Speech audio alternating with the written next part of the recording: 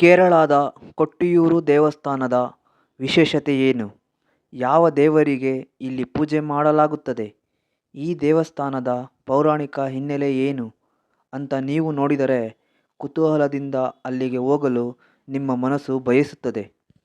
ಈ ದೇವಸ್ಥಾನವು ಕೇರಳದ ಕೊಣ್ಣೂರು ಜಿಲ್ಲೆಯ ಬೆಟ್ಟ-ಗುಡ್ಡಗಳ ಮಧ್ಯೆ ಅಂಕು-ಡೊಂಕಾಗಿ ಹಚ್ಚ ಹಸಿರ ಪ್ರಕೃತಿ ಮಧ್ಯೆ ರಸ್ತೆಯಲ್ಲಿ ಕೊಟ್ಟಿಯೂರು ದೇವಸ್ಥಾನ ಸಿಗುತ್ತದೆ. ವೈಶಾಖ ಮಾಸ ಬಂದಾಗ ಕೇರಳದ ಕೆಲವು ಸಮುದಾಯಗಳು ಒಣಗಿದ ಗರಿಯಲ್ಲಿ ದೇವಸ್ಥಾನವನ್ನು ನಿರ್ಮಿಸುತ್ತಾರೆ. ಈ ದೇವಸ್ಥಾನಕ್ಕೆ ಯಾವುದೇ ಕಟ್ಟಡಗಳಿರುವುದಿಲ್ಲ. ಈ ಕೊಟ್ಟಿಯೂರು ದೇವಸ್ಥಾನವು ವರ್ಷದಲ್ಲಿ 28 ದಿನಗಳು ಮಾತ್ರ ತೆರೆದಿರುತ್ತದೆ. ಈ ದೇವಸ್ಥಾನವು ಮೂಲತಃ ಶಿವನ ದೇವಾಲಯವಾಗಿದೆ. ಪುರಾಣ ಕಥೆಗಳಲ್ಲಿ ಬರುವ ದಕ್ಷಯಾಗ ನಡೆದಿದ್ದು ಈ ಕೊಟ್ಟಿಯೂರು ಜಾಗದಲ್ಲೇ ಮತ್ತು ಸತೀದೇವಿ ತನ್ನನ್ನು ತಾನು ಯಜ್ಞಕುಂಡಕ್ಕೆ ಅರ್ಪಣೆ ಮಾಡಿಕೊಂಡಳು ಎಂಬ ಪ್ರತೀತಿ ಇದೆ. ಶಿವನು ತನ್ನ ಪತ್ನಿಗೆ ಆದ ಸಂಕಷ್ಟ ಮತ್ತು ಅದರಿಂದ ತನಗಾದ ನೋವು ಜಗತ್ತಿನಲ್ಲಿ ಇನ್ಯಾರಿಗೂ ಬರಬಾರದು ಎಂದುಕೊಳ್ಳುತ್ತಾನೆ.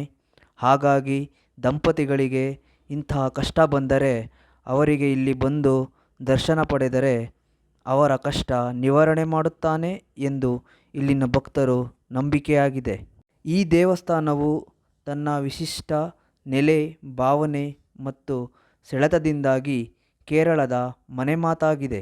ಈ ದೇವಸ್ಥಾನದಲ್ಲಿ ಶಿವನ ಜೊತೆಗೆ ಪಾರ್ವತಿ ದೇವಿಯನ್ನೂ ಸಹ ಪೂಜಿಸಲಾಗುತ್ತದೆ.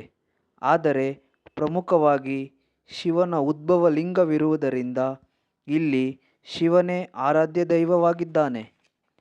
ಈ ಕೊಟ್ಟಿಯೂರು ಕ್ಷೇತ್ರದ ಉನ್ನತವಾದ ವಿಶೇಷತೆ ಏನೆಂದರೆ ಇಲ್ಲಿ ದಿನಕ್ಕೆ 2 ಆಚರಣೆಯನ್ನು ನಡೆಸುತ್ತಾರೆ. ಅಂದರೆ 2 ಆನೆಗಳನ್ನು ದೇವಸ್ಥಾನದ ಸುತ್ತ ಮೆರವಣಿಗೆ ಮಾಡಲಾಗುತ್ತದೆ. ಇದು ಶಿವ ಮತ್ತು ಪಾರ್ವತಿಯ ಸ್ವರೂಪ ಎಂದೇ ಭಕ್ತರು ನಂಬುತ್ತಾರೆ.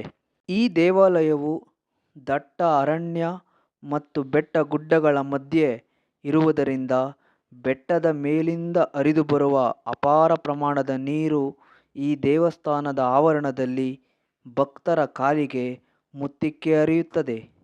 ಹಾಗಾಗಿ ಭಕ್ತರು ಕೂಡ ಆ ತಣ್ಣಗಿನ ನೀರಿನಲ್ಲಿ ಹೆಜ್ಜೆ ಹಾಕುತ್ತಾ ಶಿವನ ದರ್ಶನ ಪಡೆದು ಪುನೀತರಾಗುತ್ತಾರೆ.